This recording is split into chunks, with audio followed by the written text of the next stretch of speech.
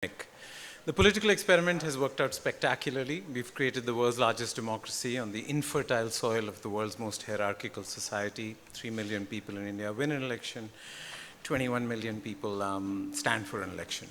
But we also carried another reckless economic experiment, which was economic. It was codified in the 1955 Avadi Resolution, maybe the 1956 Second Five-Year Plan. And that really handicapped our labor without capital and our capital without labor. And essentially, the question is, why did we not create the world's largest economy when we were able to create the world's largest democracy? Some people might say it's harder to create a democracy than to create an economy. You know, on our IPO roadshow, when you take a company public, you travel to 20 cities. And so there was a particularly difficult investor in Hong Kong who said exactly 10 years ago, the Chinese economy was the same size as the Indian economy is today. And they were growing at 13%, and you're growing at 7%. How can you explain this difference? I said, there we fixed it. 6% is the fixed cost of democracy. We finally have a number. That was a glib answer, and it was the wrong answer. Fixed costs of democracy do not explain why India is 128th in per capita GDP, even though we may be 5th in total GDP. But Karthik does have an answer, so first let's listen to him for 5 minutes or 10 minutes as he gives us an overview, and then we'll have a conversation.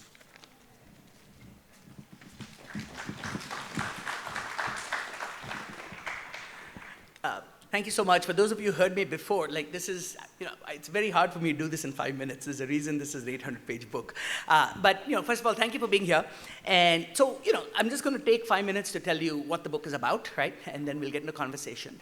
So the motivation for the book really is that when we think about where India is right now, we're doing very well on many dimensions. We are one of the fastest growing large economies in the world. 6.5%, 7% is nothing to sneeze at. But getting to full potential is going to require us, the biggest kind of investment we need to make is you can't get to full potential if 50% of your kids in primary school are graduating primary school in rural India without being able to read at a second standard level, if 35% of children are stunted, if we have backlogs in courts of over 35, 40 million cases. So these are all core functions of the state, okay? And so Rakesh Mohan, who was one of the architects of the 91 economic reforms, when he wrote a 25-year review, said the way forward for accelerated growth in India in every way is held back by weak governance and provision of essential public services.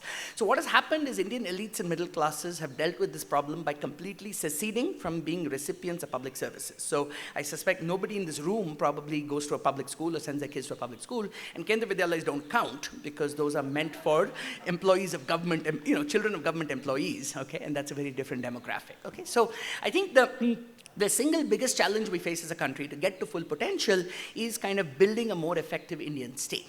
Now, Manish alluded to the democracy.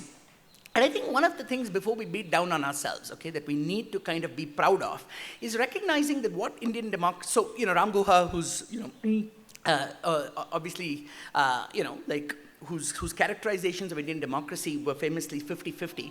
And that 50-50 I'm partly explaining in the following way, right? Which is the success of Indian democracy is it gave a voice to the most marginalized to make a claim on the Indian state.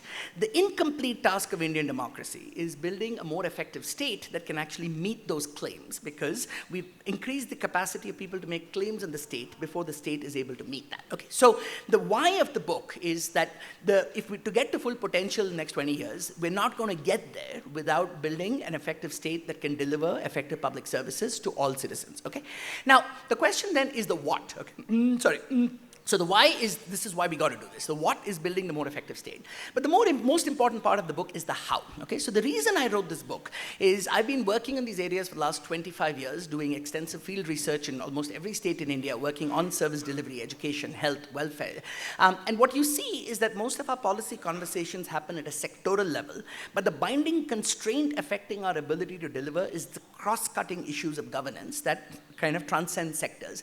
And that's why the book is really in two halves, where the first half is called Building an Effective Indian State, and the second half is Accelerating Development. And the reason to be optimistic is in the last 20 years, what has happened is there's been an explosion in research, right? So we have so much better data, so much more computing power, so much better empirical research methods, and so that's the body of work that partly won the Nobel Prize for Esther Abhijit and Michael in 2019. And we've learned so much that's not quite been synthesized and brought to bear in a policy-friendly way. So the work in the book is really reflects that it has three very different goals. There is an academic goal, which is to synthesize the literature and make it accessible. But that's not why I wrote the book, right? I wrote the book essentially to get these research out of the ivory tower in a way that anybody could read this, okay? So most of the effort has gone in simplifying the writing so that anybody, a high school student, college student, can read it. The 800 pages is 600 pages of text and 200 pages of notes and references. So if you're a master's student or a PhD student, you can go and dig in further. But it's written in a way that anybody can read it.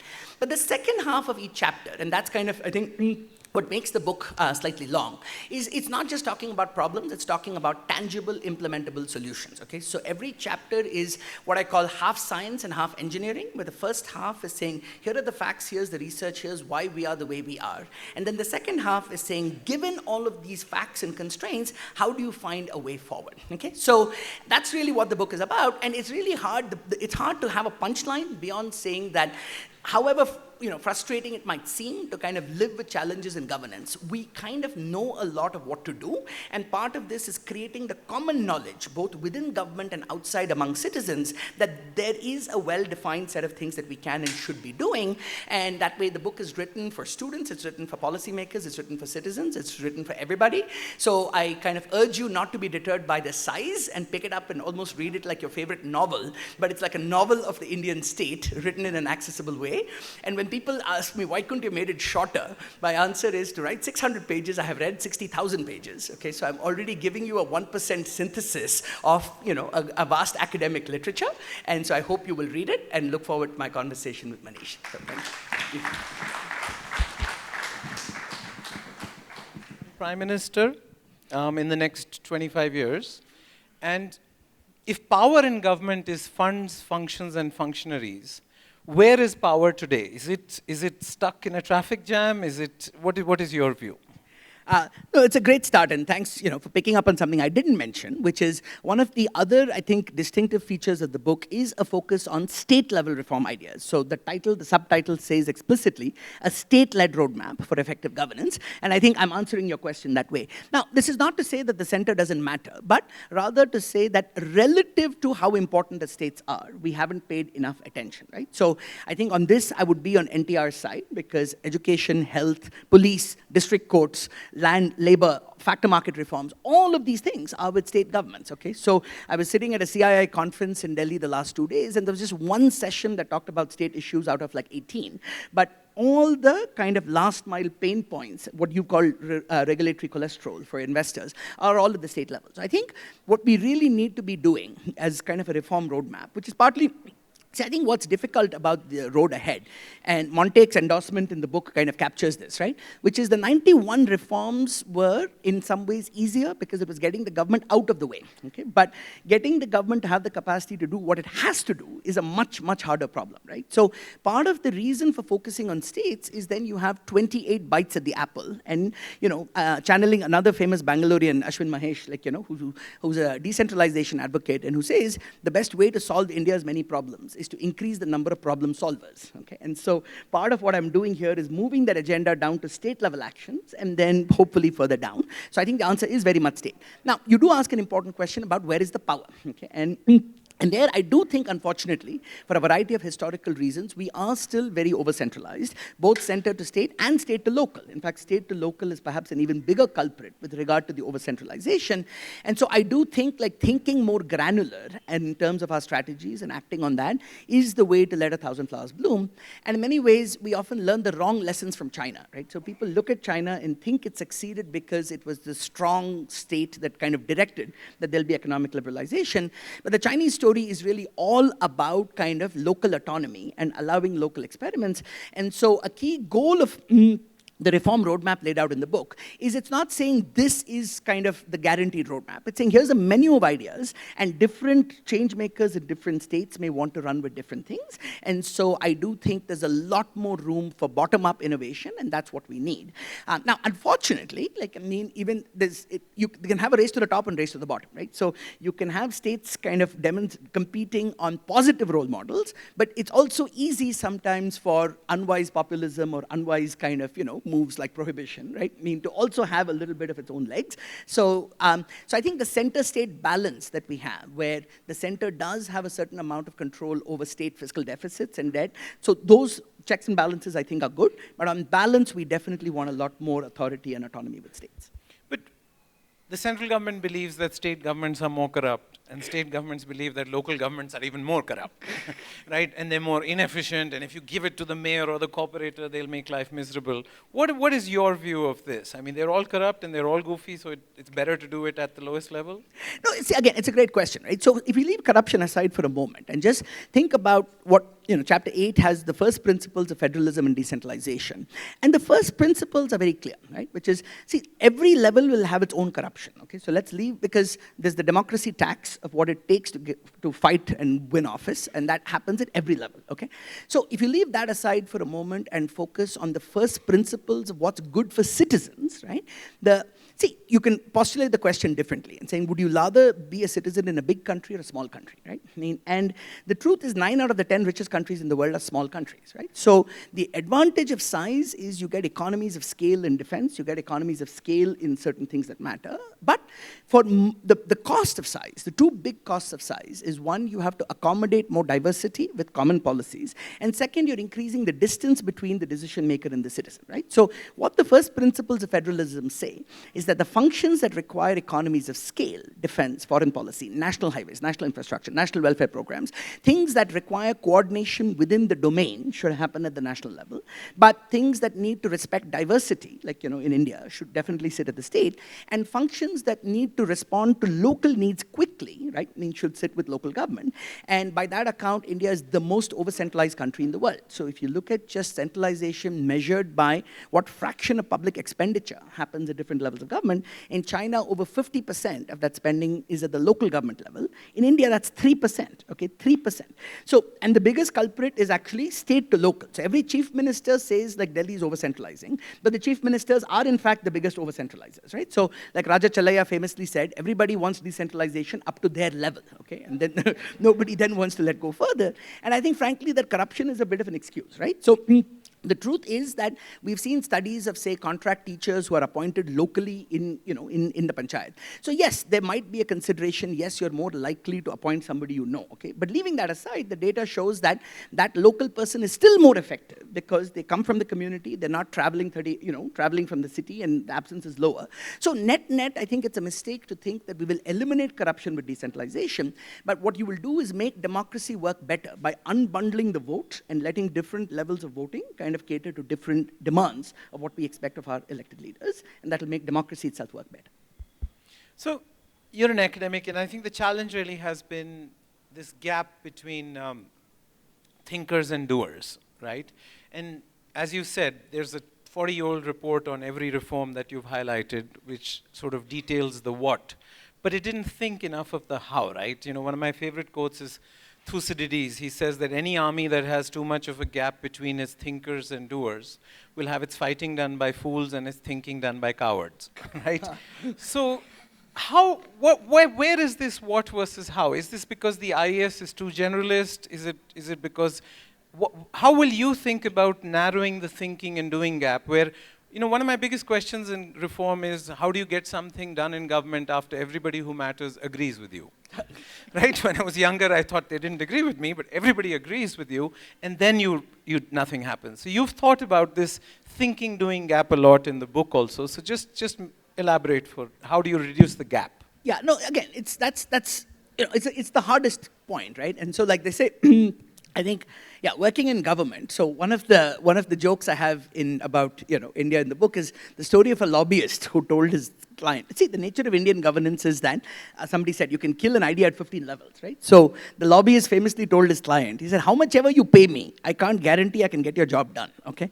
But I can guarantee I can get your rival's project stopped."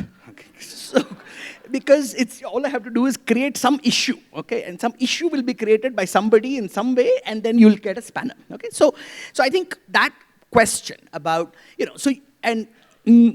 but how do you get this done is hard, okay. So, but which is why you really have to take a truly long-term view, okay? There is, like, I can't remember, I think it was Weber who said that building state capacity is like the slow boring of hard boards, okay? So high-income countries took 100 years to do this. My hope in this book, like I say in the conclusion, is if we now have the knowledge, we know what we need to do, and if we can compress that to a 25-year cycle as opposed to 100 years, that's what gets us to Viksit Bharat, right? So now, the practical question of how you do this, let me now be optimistic, okay? Let me be optimistic about so one of the reasons the book took slightly longer to finish than I thought when I started in 2019 is the two big projects I started then. One was the book, but the other was also founding a nonprofit called CGIS, which is the Center for Effective Governance of Indian States, and precisely to not be an armchair academic who's just theorizing, but kind of, roll up your sleeves and see what it takes to help governments do these things.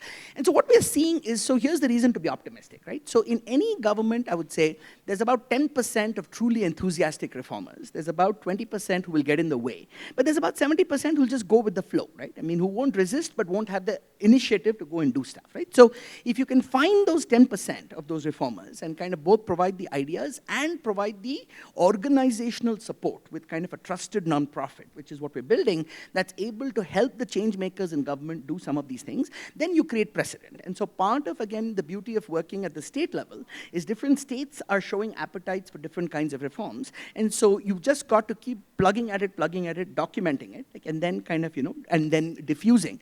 So I think, which is why in the long term, I think the most important, and so Rohini Nilakani, another famous Bangalorean, I think what she said about philanthropy has, I think, applied to my journey writing the book, because she said a lot of philanthropists enter having made their money in some sector thinking that they have solutions and they want to go distribute solutions.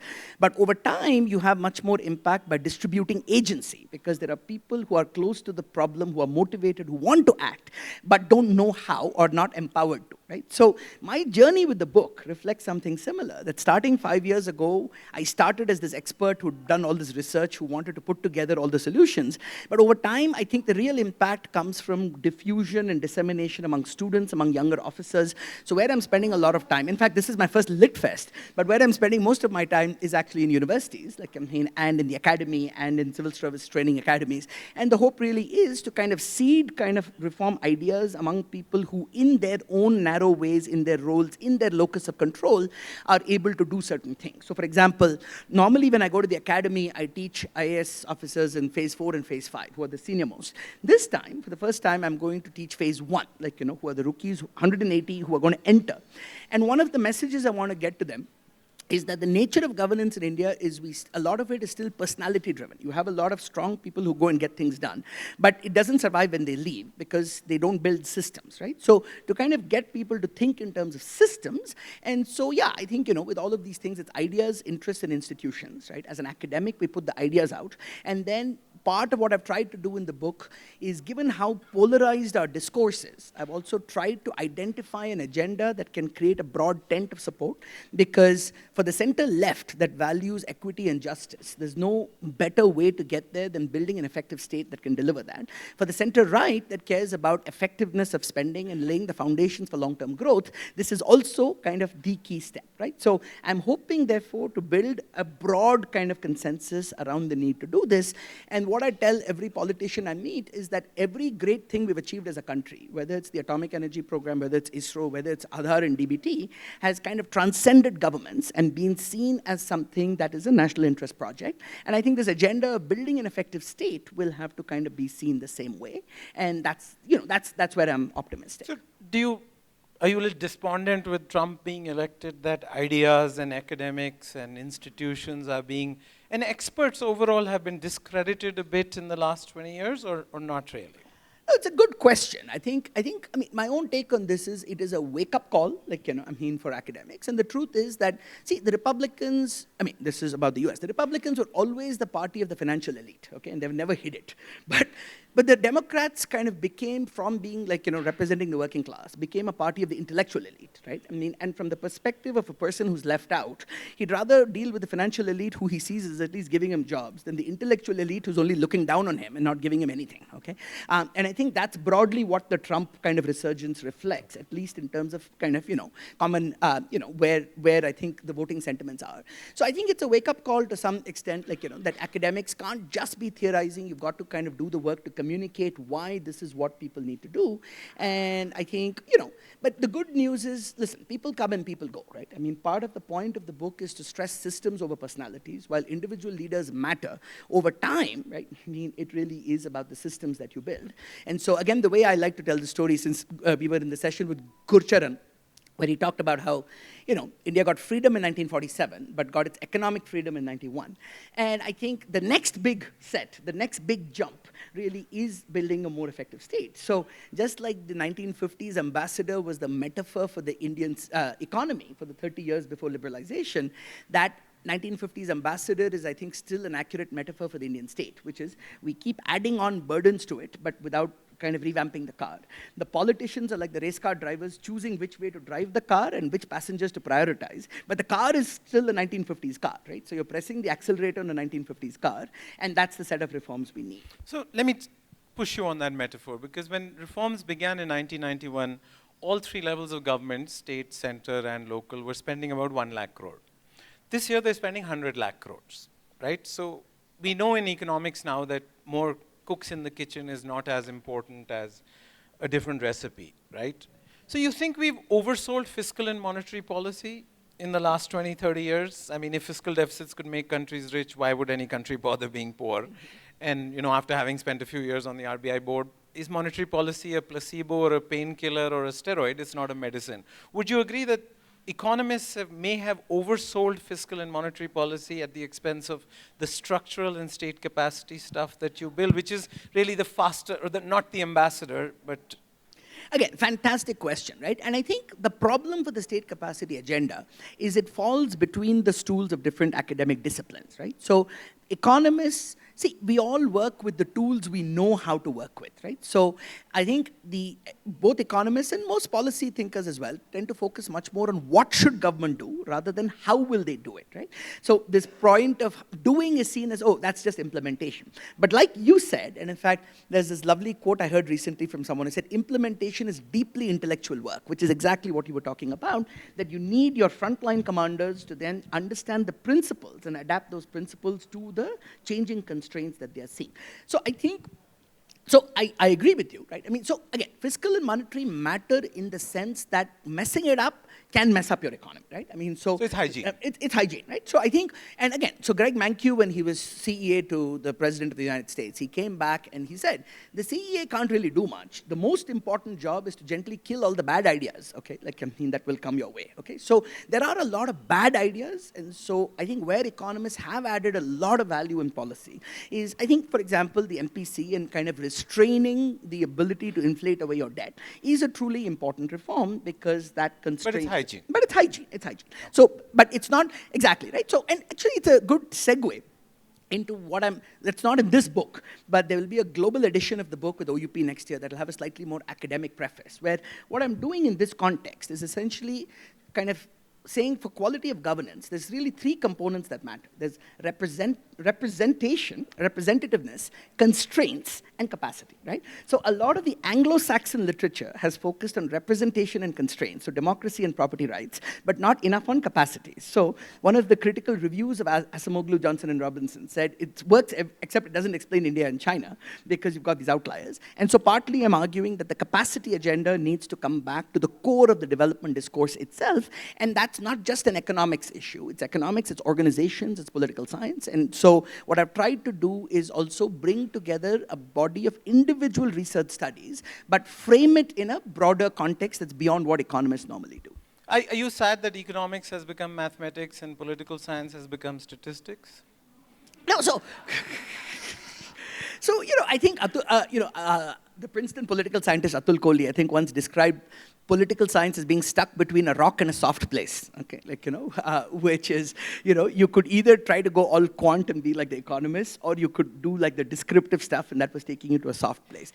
See, I think in general, the problem for the academy is that as you get specialized, right? I mean, so the way I describe the intellectual life is often like an hourglass, okay? So when you start out as an undergrad or you are like a kid in a candy store, right? Exploring in a liberal arts way. Here's all these subjects. And as you specialize, you got narrower and narrower. And then the PhD is when you're in the neck of that hourglass doing just one thing.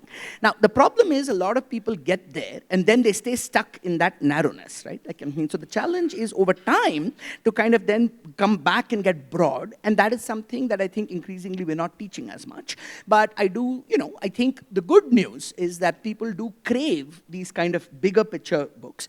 But the problem sometimes is the big picture books tend to be empirically a little shoddy, right? Because simple narratives often like don't work. The world is complex, and what I've tried to do here is to give my best shot at kind of combining a certain amount of micro rigor in the evidence with a certain amount of macro relevance in storytelling and connecting it to kind of broader metaphors that people are familiar with, using examples from Bollywood and cricket and, yeah. Okay. So we'll open it up to questions. I have a lot of questions more, but, and please make sure they're questions. If you want to make comments, write a book and give your name to BLF. Okay, I'll cut you off. So please ask short questions. Yes, sir, you can start here. And please introduce yourself. You've got the mic. Go ahead, and then next you. Hi, my name is Prashant, and I want to thank BLR LitFest for bringing Karthik and you on the stage. Thank you so much. Quick question. So we probably have solved the problem of what is wrong and what we need to do. But what about citizens, right? Because if we look at governments who've done decentralization, they haven't been awfully successful at the elections, right? Look at Karnataka in the 1980s, look at Kerala in the 90s, and if you go back, I think even in the West Bengal time, there wasn't a lot of success after decentralization. So what about that, and how can citizens be more effective in So your question is decentralization is bad politics? Yes. Yeah, so I think, see, the challenge with decentralization is, so like there's a famous professor of decentralization, London School, Jean-Paul Figuet, who I quote him in the book, and he said, like, the struggle for decentralization is often as arduous as the struggle for democracy itself, okay? So it's like asking, did giving India independence help the British government win re-elections, okay? So you don't win re-elections in some ways for giving up power, because effectively you're saying, this is not my domain anymore. So that's a one-off reform.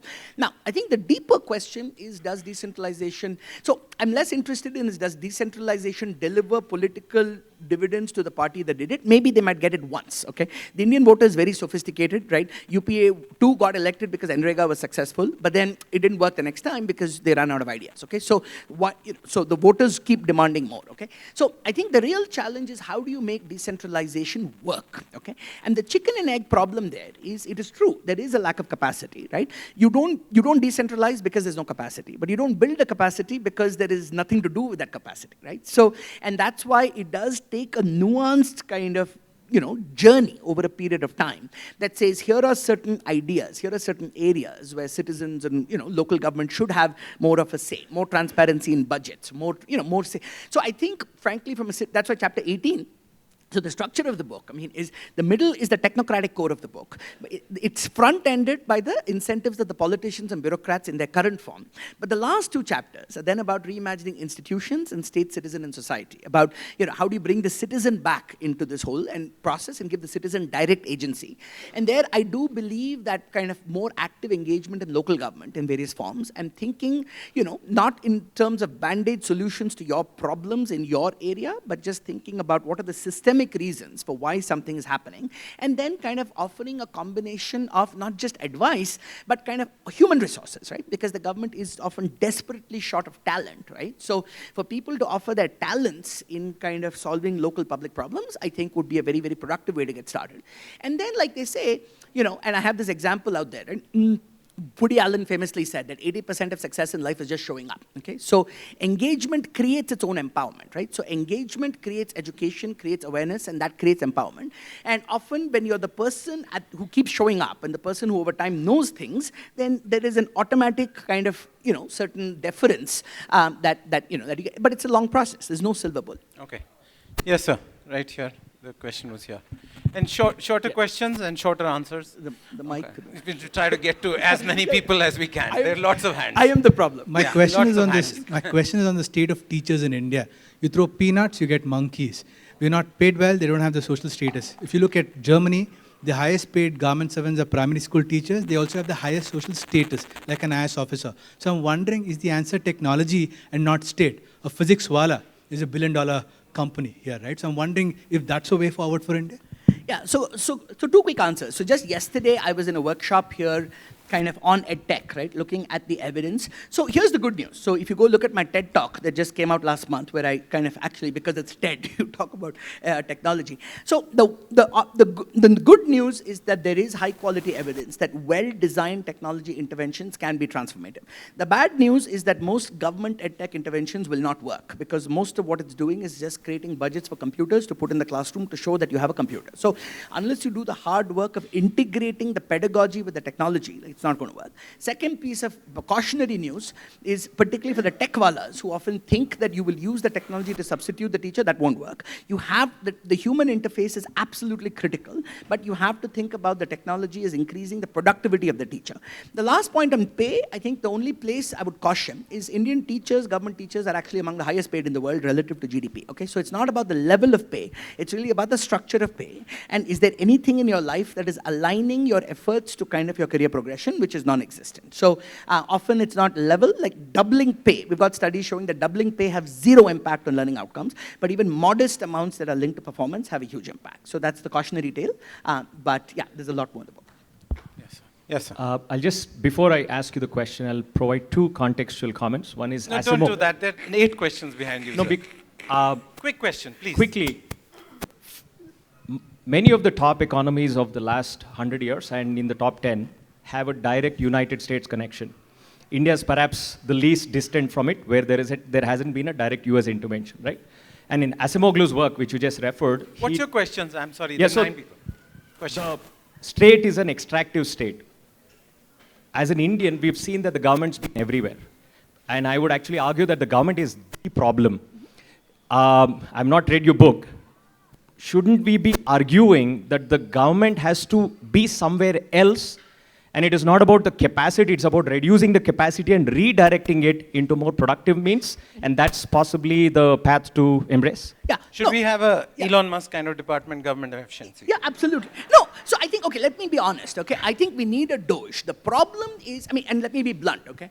The problem is the people who create the political space for doing something are usually not the people, and this is true on both the left and the right, okay? The left creates the political space for pro-poor policies, but then it's kind of inhabited by kind of people who are not in the empirics and therefore will do things that look good on paper but often don't work. Similarly, the right will create the political space for the efficiency but not have the patience to kind of staff it with the actual horsepower needed. And so, because it's easy to just take this hammer to something that requires like a scalpel. So, but I think the answer to your question is I fully agree, okay? So, but it's implicit in the book, because by focusing on the chapters that I'm focusing on, right, I'm sending a strong signal of where I want the government to focus its capacity on, right? So those chapters, so that's why you should read it.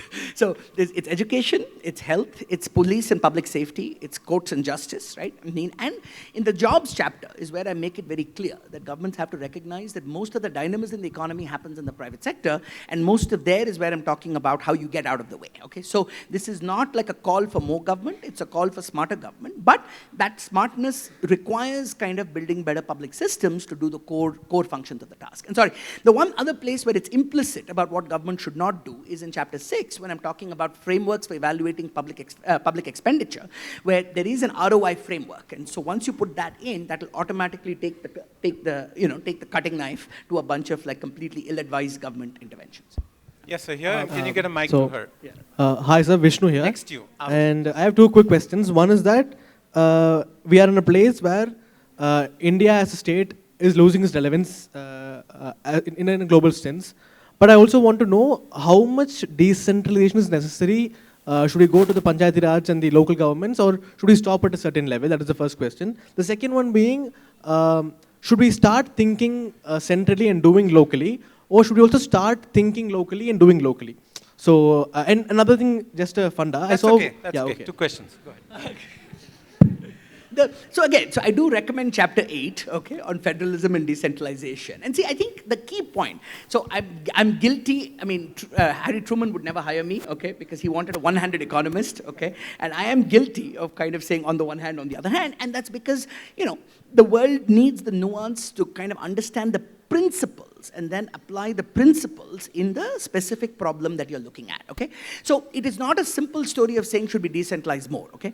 There are some areas where we need to centralize more. Why is that? Because as the economy is getting more integrated, so GST was a centralizing reform. As you get a lot more migrants, you will need more centralized interventions with regard to welfare programs, with regard to portability of certain benefits, okay? So the point is that the optimal structure of the government will evolve with this evolving nature of the economy. And that's why what I focus on is not blanket silver bullet solutions, but saying here are the principles that should guide how we think about each of these specific decisions that we'll have to make. Yes, sir, you got there, and then you can And pass the then mic there's a to her lady here. after her. Yeah. Yes, he's got the mic. Yes, and now you after that, ma'am. Yeah, I mean, you said about engaging with the government. I had been engaging regularly with the government, Karnataka government, for better power supply.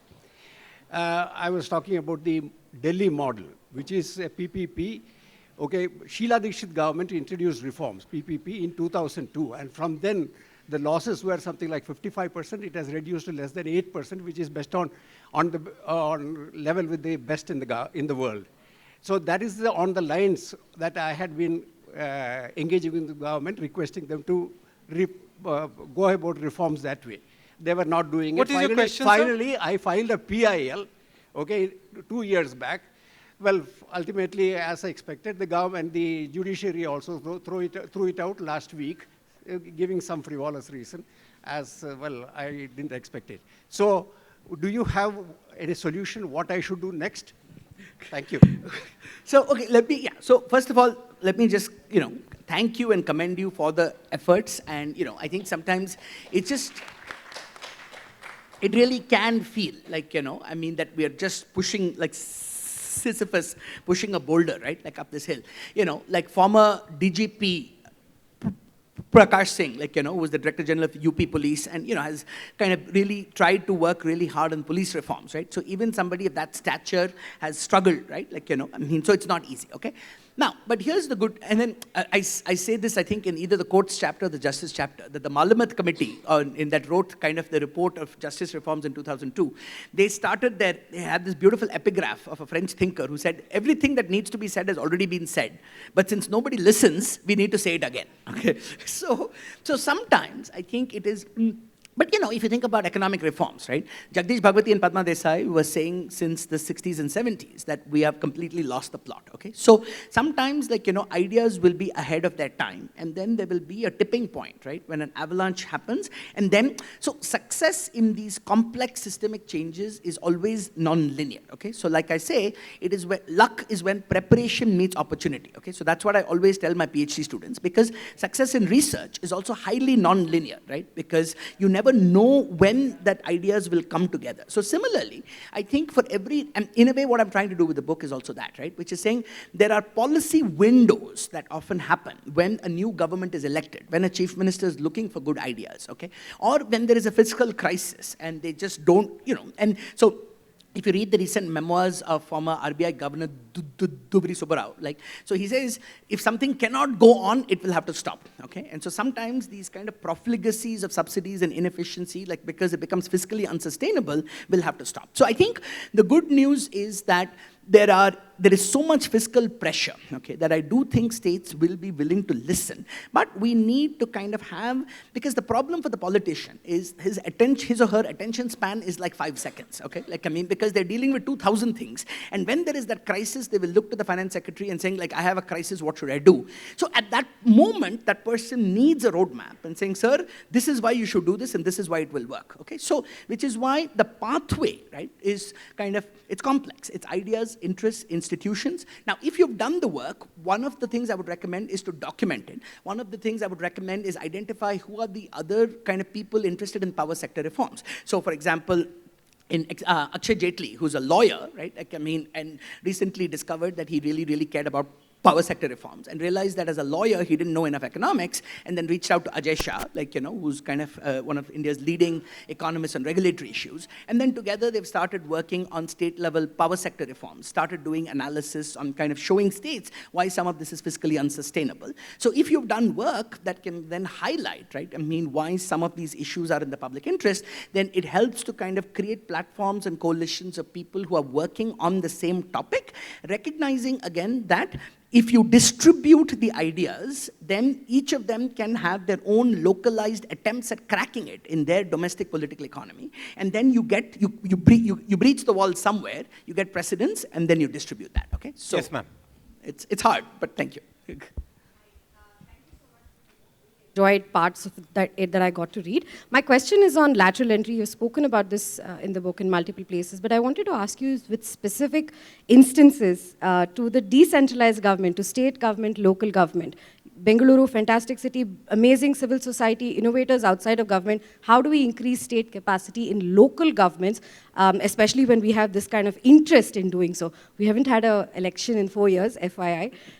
Great civil society, but we haven't had an election in 4 years. How do we fix that problem? Let me give one more question. Ma'am, you have the mic, right? Yeah. Somebody has mic, yes. Can I? Yes. My question's based on chapter 7 of your book. There you particularly talk about revenue and public finance. Revenue, you draw a comparative between the Scandinavian countries and Indian form of expenditure of collection of GST. And there's a line regarding uniformity of GST. I wanted to understand what exactly is the uniformity. Is it the rates? Because that essentially the government is trying to do. If that is not, then what is the sort of uniformity you're looking for? And second questions regarding the nature or the comparative that you draw for the ultimate solution. Is that so the poor can access better health services through these finances, through the expenditure? But before that, you pointed out in response to the question to that gentleman about how throwing money to a problem cannot really be the solution. So essentially, that's what we're doing it already. How do you seek to do it differently? Excellent. Sorry, I'll answer them in reverse order, right? Okay, so maybe I'll answer the Bangalore question first. I think the honest answer is that I think there are enough, I think Janagraha comes to mind as kind of a locally based nonprofit that's been working on issues of urban governance and reforms, right? So in terms of the specific actions of what local civil society can do, I am not the expert on that, beyond kind of saying that there are lots of examples where it is possible to contribute. Now, why there have not been elections is then something that, you might actually need to take a PIL to the courts. And, so I won't say more about Bangalore because I don't know the answer, okay? I think on chapter 7, so first of all, thank you for reading and asking a question that always pleases the professor's heart, that you've read and you're asking. So I think let me take the second part of your question first, okay? So I completely agree. So anytime I sit with a state finance minister who says we have a deficit, can you help us raise revenue? I start by pointing to the last paragraph in chapter 7, which is I say that the public finance chapter has both expenditure and revenue. But the reason expenditure comes first is I say that a government that spends hundreds of thousands of crores, that wastes hundreds of thousands of crores of taxpayer money, functions with diminished moral authority to collect more taxes, okay? So I don't want the government collecting more taxes unless it first focuses on improving its efficiency, okay? So I'm very clear on that. Now, that being said, it is also true that we do need more revenue, for a whole bunch of critical development expenditures, okay, including, whether it's the highway systems, the infrastructure, whether it's kind of local infrastructure. So to the extent that you need revenue, what I've focused on is how do you improve the quality of revenue, okay? Now, in the GST case, the simple point I'm making, and this connects to a broader principle in the book about thinking about reforms through a 2x2 matrix of equity and efficiency, okay? So there are some reforms that will improve efficiency at the cost of equity. Now, unfortunately, one of those is a uniform GST, okay? So uniform GST, almost every economist and practical person agrees, would dramatically simplify tax administration, okay? But the problem is it is perceived as regressive because you will increase the tax rates on commodities consumed by the poor. So the reason I give the Scandinavian example is to say that if you want to assess the progressivity of a tax and transfer system, you shouldn't look only at the taxes. You should look at the taxes and the spending together, okay? And what I'm arguing is that the reason Scandinavia is able to fund a welfare state at the level is because it has an efficient tax system, and the efficiency partly comes from that uniform GST. So one way to think about this is that if a uniform GST kind of allows the government to have a little bit more revenue that it can put back in the pockets of the poorest or invest in better local public transport, then it needs to make the case of connecting the taxation to the expenditure, and that's what I'm getting at. Okay. You know, one of my favorite poets, Faraz, used to say, "Shikwa-e zulmat shab se to behtar apne hissa ki shama jala dete." You know, instead of lamenting the darkness, why don't you light a candle? He's lit a candle. Please read the book. It's a great book, and thank you all for coming. We're out of time.